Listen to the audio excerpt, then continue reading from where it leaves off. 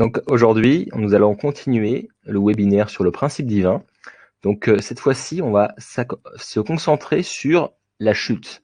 Donc c'est-à-dire l'origine du mal, l'origine de nos conflits qu'on peut avoir à l'intérieur de nous.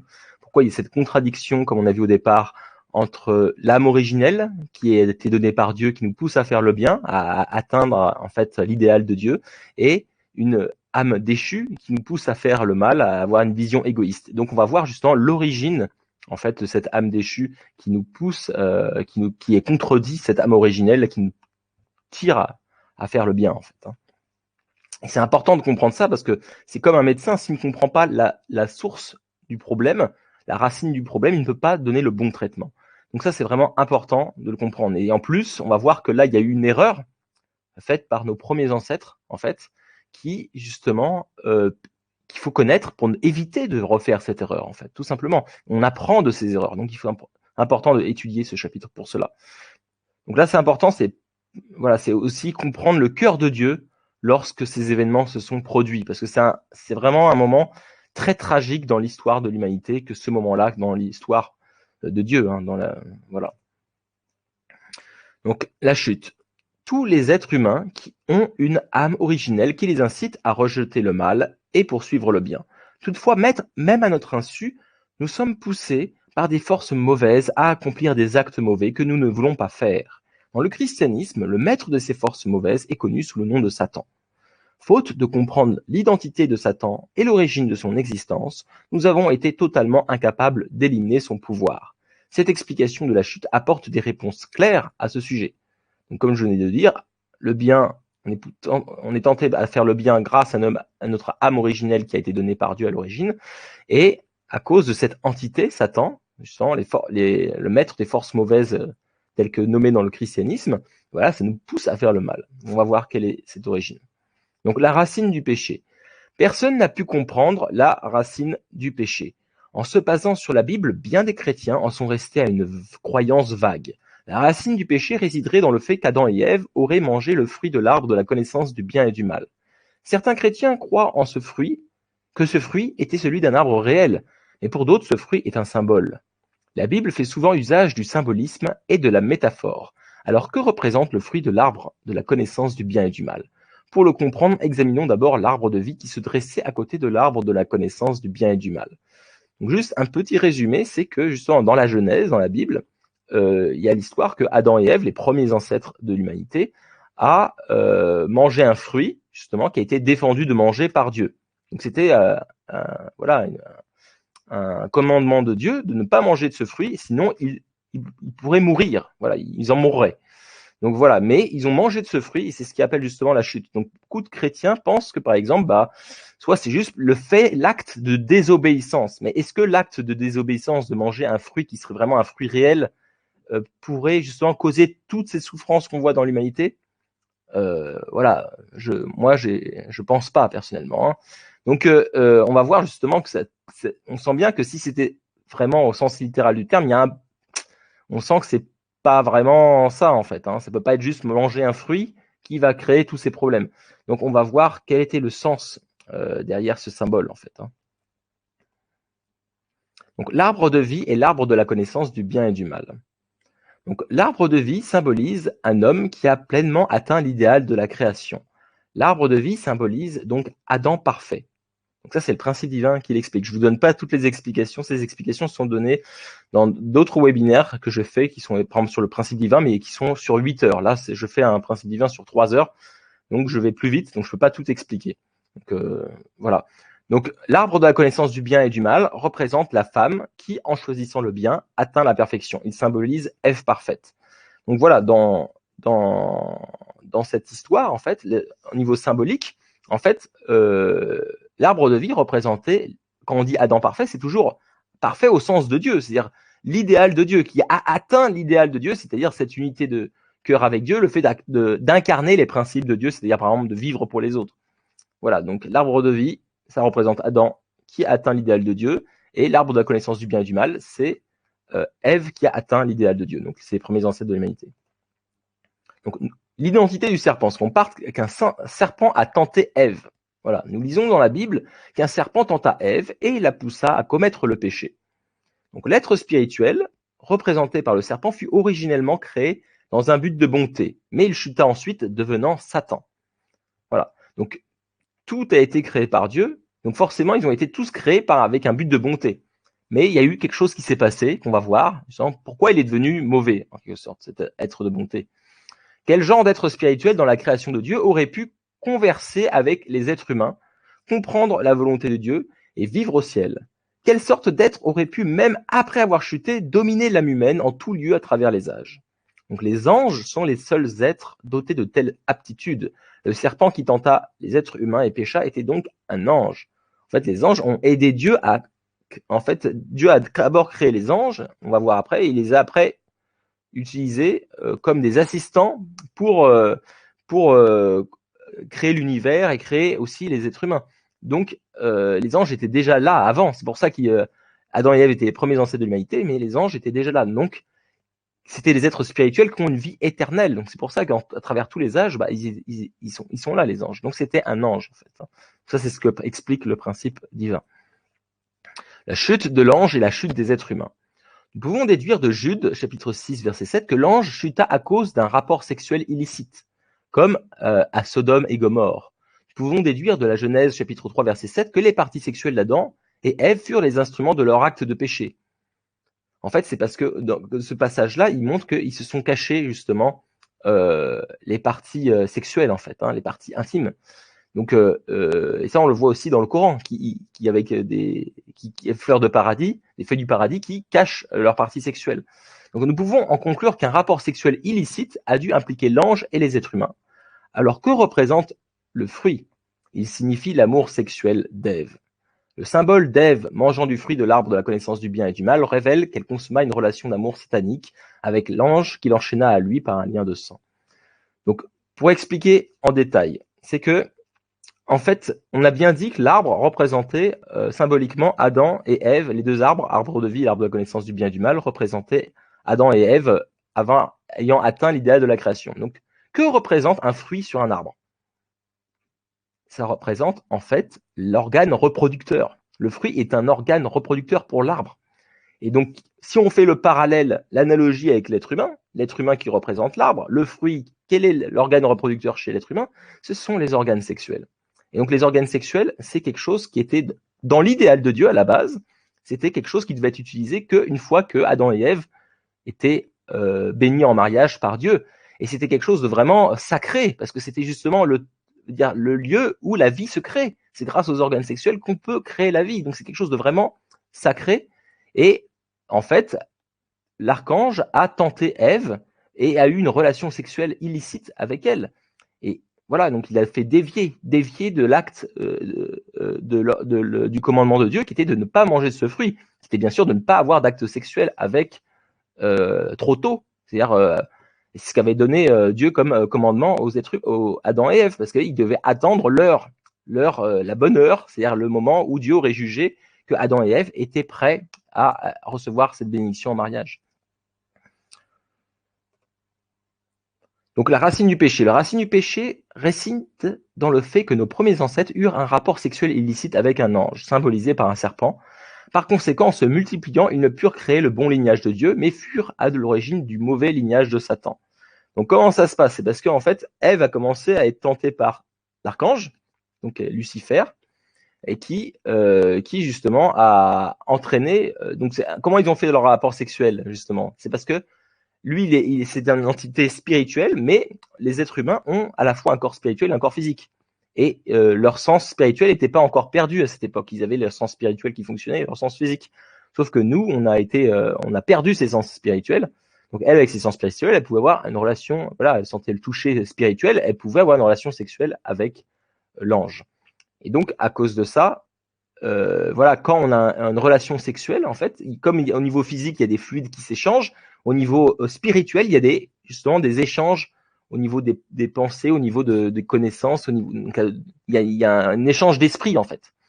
Et donc, à cause de ça, on a eu un lien, justement, on a pris le lignage de Satan, justement, à cause de ça. Donc, toute l'humanité qui est issue d'Adam et Ève a été issue de cette lignage de Satan. Donc, au lieu d'avoir créé un fondement de 4 positions centré sur Dieu, comme on avait vu dans l'idéal de la création dans le premier chapitre. Ça a été, donc c'est-à-dire Dieu à l'origine, Adam et Ève en tant que partenaires sujet et objet, et après l'union des deux, avoir un enfant, avec tout ça centré sur Dieu, bah ça a été, à la place d'être centré sur Dieu, centré sur Satan.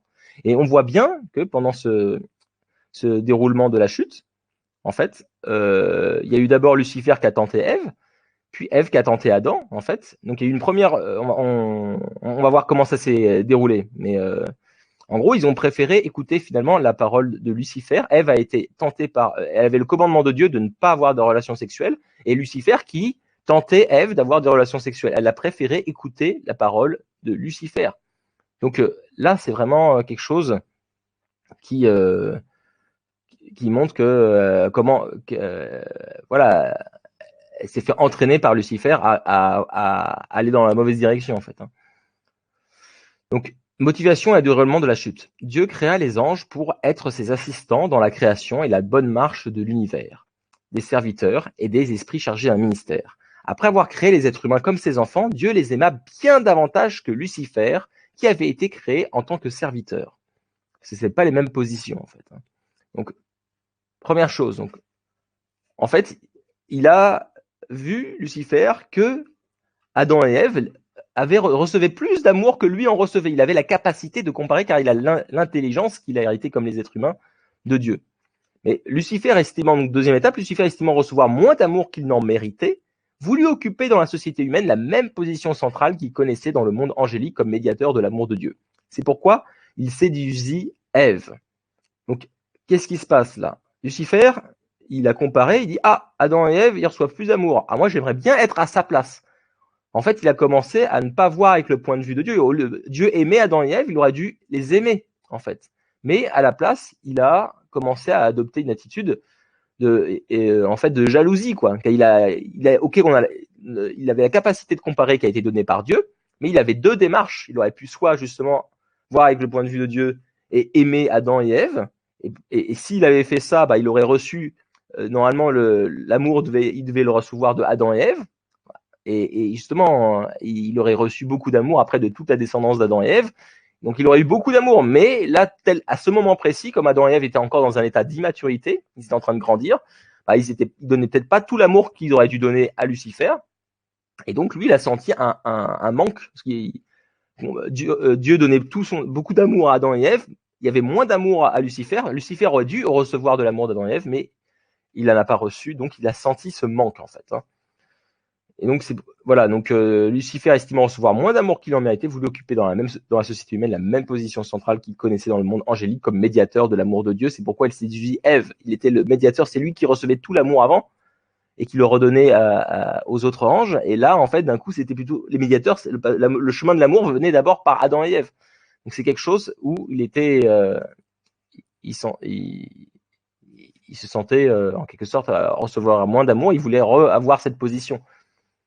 Donc, Lucifer et Ève formèrent une base commune et la puissance d'un amour en dehors du principe les entraîna à consommer sur le plan spirituel un rapport sexuel illicite. Donc ça, justement, c'est Lucifer qui a tenté Ève. Et voilà. Et Dieu lui avait dit de ne pas faire de relations sexuelles, mais elle a préféré écouter Lucifer. Donc ensuite, Ève séduisit alors Adam avec l'espoir. Donc en fait, quand elle a eu ses relations sexuelles avec Lucifer, elle a compris des choses. Elle a commencé à avoir un sentiment d'angoisse comme Lucifer avait, parce qu'il respectait pas le principe. En fait, il respectait pas le principe de Dieu. Et quand on respecte pas les principes divins, en fait, bah, on n'est pas en accord avec sa création, et donc naturellement, on est en souffrance. On commence à avoir et c'est ça qui est très important de comprendre les principes divins, parce que si on respecte ces principes, bah, naturellement, on va être plus heureux. Mais quand on les respecte pas, on va malheureusement naturellement en souffrir, en fait. Et donc Lucifer, justement, a tenté Ève, et comme il avait déjà dévié, il avait cette souffrance, cette angoisse, et Ève, après, à cause de cette relation sexuelle, a ressenti ces mêmes sentiments, et elle a compris aussi que finalement Adam était son vrai partenaire, parce que c'est le partenaire qui était prévu pour elle, et donc elle a voulu après justement la deuxième chute en quelque sorte, qui cette fois s'est fait sur le plan physique entre Adam et Ève, la relation sexuelle au niveau physique. Bah là, c'était le désir originel de Ève, c'était de revenir vers Dieu. Mais en fait, elle s'y est mal prise. Parce qu'au lieu de multiplier le mal, c'est-à-dire à enfreindre le principe qu'a le commandement de Dieu de dire ne pas avoir de relations sexuelles, voilà, bah, elle l'a refait avec Adam. Voilà, et ça a entraîné encore Adam à chuter avec elle, en fait. Hein. Donc, elle aurait dû, en fait, se repentir. Elle aurait dû aller voir Dieu pour dire pardon, Dieu, j'ai enfreint ton commandement, j'ai enfin enfreint ta règle. Qu'est-ce que je peux faire pour rétablir la situation, en fait? Mais elle n'a pas fait ça. Elle n'est pas allée voir Dieu. Elle est allée voir Adam et elle a tenté à son tour. Et après, voilà, donc Ève séduisit alors Adam avec l'espoir qu'en s'unissant à lui, l'époux auquel elle était destinée, elle pourrait s'affranchir de son angoisse et se présenter à nouveau devant Dieu. Voilà, donc en fait, elle voulait d'abord se libérer de son angoisse et après se présenter à Dieu. Alors que voilà, donc elle avait un point de vue centré sur elle-même encore. Elle n'avait pas pris le point de vue de Dieu. Donc Adam répondit à cette tentation et s'engagea dans un rapport sexuel physique illicite avec Ève.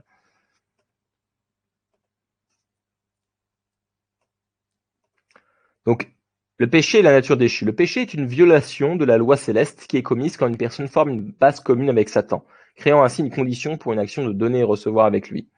Donc là, qu'est-ce que ça veut dire? C'est que justement, on avait parlé du fondement de quatre positions et chaque fois, il y a des échanges, en fait. Il y a des interactions entre les différents partenaires de ces quatre positions. Et ces relations, normalement, c'est des relations, des interactions basées sur l'amour vrai. Donc l'amour altruiste, le fait de faire, de vivre pour les autres, finalement, en quelque sorte, hein, pour simplifier. Alors que là, quand c'est centré sur Satan, finalement, c'est centré plus sur soi-même. On prend un peu c'est pas le point de vue de Dieu, c'est le point de vue individuel de soi, en fait. Hein. Et donc, c'est là que, justement, on commence à créer une base commune avec Satan et on a une action de donner et recevoir avec lui, en fait. Hein. Et donc, on dévie du principe, on dévie de Dieu, on s'écarte, finalement, de Dieu. Donc, on peut distinguer 4 types de péchés.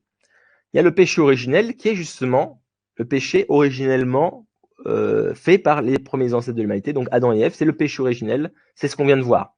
C'est-à-dire l'acte sexuel illicite entre Lucifer, qui est devenu Satan à cause de ça, avec Ève, puis Ève avec Adam. Ça représente cet péché originel que tout le monde, toute l'humanité a hérité, parce que c'est l'ancêtre commun à toute l'humanité.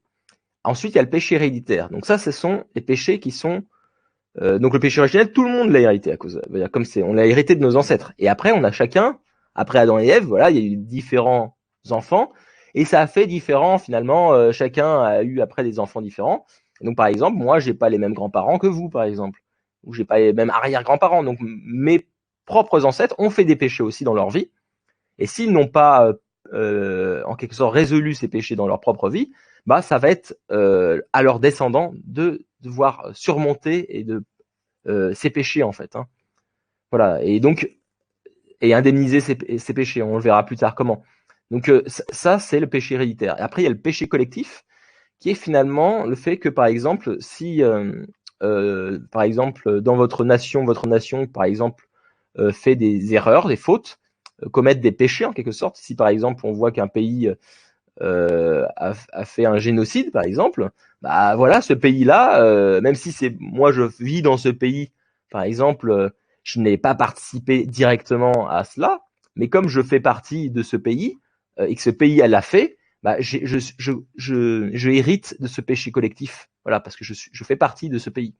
Voilà, donc ça c'est le péché collectif. Et ensuite il y a le péché individuel, c'est le péché que vous commettez vous-même, individuellement, vraiment que c'est la faute, c'est personne d'autre. C'est vous-même. Voilà. Donc on a ces 4 types de péchés qu'on reçoit finalement, qu'on hérite, qu'on a en nous. Voilà. Donc et tout ça, en fait, moi les péchés, comment ça représente pour moi? Moi, ça représente en fait comme des chaînes. Ce sont des chaînes qui nous lient à Satan. Et donc Satan, justement, c'est toujours voilà, bah tiens, toi tu respectes pas du tout l'idéal de Dieu, toi. Voilà, toi t'es de mon côté. Voilà, je te tiens. Voilà, tu peux pas aller vers Dieu parce que tu as ces péchés. Et tant que t'as pas indemnifié, tant qu'on n'a pas indemnifié ces différents types de péchés, voilà, bah, on est enchaîné par Satan et qui te tient, voilà, qui nous tient, voilà, par ses péchés en fait. On peut pas aller vers Dieu tant qu'on n'a pas restauré, indemnifié ces différents types de péchés. Voilà. Donc ça, c'est justement l'âme déchue. Bah, c'est tous ces péchés cumulés qui forment cette âme déchue. Voilà. Donc après donc voilà. Donc un truc que je vais vous montrer par la suite, c'est dans un prochain webinaire qui est sur un webinaire que je vais faire la semaine prochaine, c'est justement comment se libérer de ces différents types de péchés qui permet justement de casser ces chaînes qui nous retenues par Satan pour pouvoir aller vers Dieu, en fait, beaucoup plus facilement. Voilà, et de débarrasser de cette nature déchue et développer notre âme originelle. Donc, après, on va voir qu'est-ce que c'est. Voilà, Ève hérita de l'archange tous les penchants liés à sa transgression contre Dieu quand il l'enchaîna par un lien de sang en raison de leur rapport sexuel. Adam acquit à son tour les mêmes prédispositions. Ces penchants sont à l'origine de toutes les tendances déchues qui affectent les êtres humains. Ils forment les caractéristiques fondamentales de notre nature déchue. Et on peut distinguer 4 caractéristiques fondamentales de la nature déchue. Donc, première caractéristique, c'est avoir un point de vue différent de celui de Dieu. Donc ça, c'est vraiment... quel est le point de vue de Dieu? Le point de vue de Dieu, c'est qu'on est tous ensemble, on est comme une famille. Donc Dieu voit le point de vue, en quelque sorte, il veut que toute sa famille aille bien. Quand on est un parent, on veut que toute la famille aille bien, soit heureux, en fait. Donc on ne va pas privilégier quelqu'un, on va pas être centré sur un individu, c'est que tout soit en harmonie, que tout le monde soit heureux, finalement. C'est ça, en fait, le but d'un parent. Donc, c'est finalement, même les gens qui croient pas en Dieu, on pourrait le dire, c'est un peu le fait d'avoir un point de vue qui est le sens public, le sens que le bienfait de l'ensemble, c'est le point de vue de l'ensemble, voilà. Donc c'est avoir le point de vue, voilà, de Dieu. Mais là, la caractéristique de la nature déchue, ne pas avoir un point de vue avoir un point de vue différent de celui de Dieu, c'est avoir son point de vue personnel, avoir un point, voilà, qui ne serait pas comme celui de Dieu. Penser avec son point de vue à soi, en fait. Hein. Donc ensuite, c'est qui? Donc ça, pourquoi, par exemple, Lucifer, il n'a pas vu avec le point de vue de Dieu. S'il avait vu avec le point de vue de Dieu, il aurait aimé Adam et Ève. Il les aurait servis. C'était sa position de serviteur. Et justement, deuxième caractéristique, quitter sa position. Normalement, c'était un serviteur. Il devait servir, il devait guider, éduquer Adam et Ève.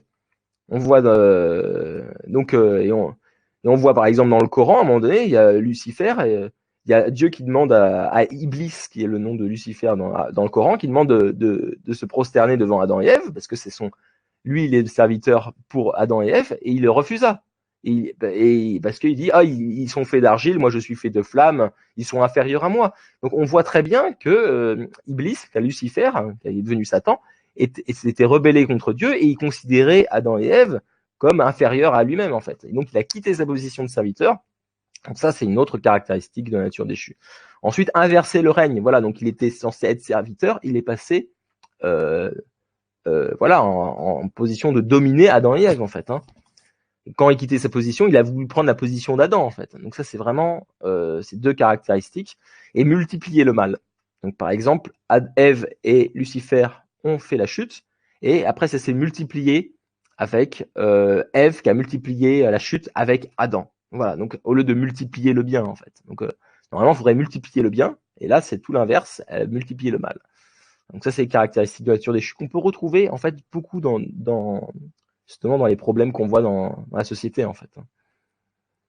Donc la grande question, pourquoi Dieu n'est-il pas intervenu pour empêcher la chute? Étant omniscient et omnipotent, Dieu a dû avoir connaissance des agissements déviants de nos premiers ancêtres. Alors pourquoi n'est-il pas intervenu pour empêcher leur chute? Dieu n'est pas intervenu pour plus de 3 raisons. Pour maintenir le caractère absolu et la perfection du principe de la création. Pourquoi? C'est-à-dire que normalement, justement, il donne le libre arbitre. Le libre arbitre, pourquoi? Parce que justement, pour avoir l'amour au niveau le plus élevé. Justement, l'amour ne peut pas exister sans libre arbitre. C'est parce que justement, c'est moi qui ai pris la décision de faire plaisir à quelqu'un que justement, quand j'aurais fait par mon libre arbitre cette action de servir l'autre, là, l'effet reçu sera beaucoup plus important, l'amour ressenti est beaucoup plus important, comme je vous avais expliqué avec le robot. Donc, c'est pour maintenir cette perfection. S'il avait intervenu à ce moment-là, il aurait enfreint son principe, qui est le libre arbitre. Voilà. Donc là, c'était pour garder la perfection de la création. Deuxième point, c'est pour que Dieu seul soit le créateur. C'est que là, en fait, la chute a été une action initiée par Satan, en fait, Lucifer. Et donc, s'il avait intervenu sur cette action qui était mauvaise, en fait, c'est comme si il reconnaissait cette action. Et donc, Lucifer serait devenu le créateur d'un nouveau principe, en fait, qui était cette action qui était mauvaise. Et pour pas, en quelque sorte, reconnaître cette action, il ne devait pas intervenir. Sinon, c'était comme si qui reconnaissait cet acte. Et donc, s'il avait reconnu cet acte était à l'origine. L'origine, c'était pas Dieu, l'origine, c'était Lucifer, c'était ça qui était devenu Satan. Donc il aurait reconnu Satan comme un second créateur. Donc c'était pour que Dieu seul soit le créateur. Et le troisième point, c'est pour faire de l'être humain le seigneur de la création. C'est-à-dire que là, justement, c'est les êtres humains qui devaient avoir cette responsabilité de suivre le commandement de Dieu, de obéir au commandement. S'ils avaient obéi à ce commandement qui était pour les protéger, à cette guidance de Dieu pour les protéger, ils auraient fait une foi, c'est un fondement de foi, ils auraient cru en la parole de Dieu, ils seraient justement bien grandis jusqu'à atteindre le jour où ils auraient bien compris complètement les principes de Dieu, ils les auraient incarnés de manière naturelle. Et là, voilà, ils auraient plus besoin de ces commandements parce qu'ils seraient comme Dieu en fait. Ils incarneraient les principes de Dieu, de vivre pour les autres, etc. Et donc ça demande une responsabilité, des efforts, et qui nous permet justement, on est les seuls à avoir ça. Et justement, on avait ce commandement. Et d'ailleurs, Lucifer n'avait pas ce commandement de pas faire d'actes sexuels en fait. Lucifer n'avait pas ce commandement parce qu'il était serviteur. C'est nous qui avions cette responsabilité de maintenir justement, de garder le commandement de Dieu et de surmonter cela pour pouvoir atteindre cet idéal de Dieu en fait. Voilà. Donc ça a échoué en fait. Voilà. Donc c'était pour que l'être humain reste le seigneur de la création. S'il avait aidé, il n'aurait pas respecté leur part de responsabilité. Voilà. Donc là, j'ai terminé sur la partie de la chute. Il y a juste un dernier point que je voulais souligner, qu'on retrouve souvent en fait. C'est justement, on va voir je le dirai après. Voilà. Donc je vais m'arrêter là aujourd'hui. Donc on voit bien que justement dans cette chute, tout a été causé par un acte sexuel qui était illicite, qui n'était pas permis par Dieu finalement, et qu'on voit toutes les religions souvent, voilà, c'est le mariage.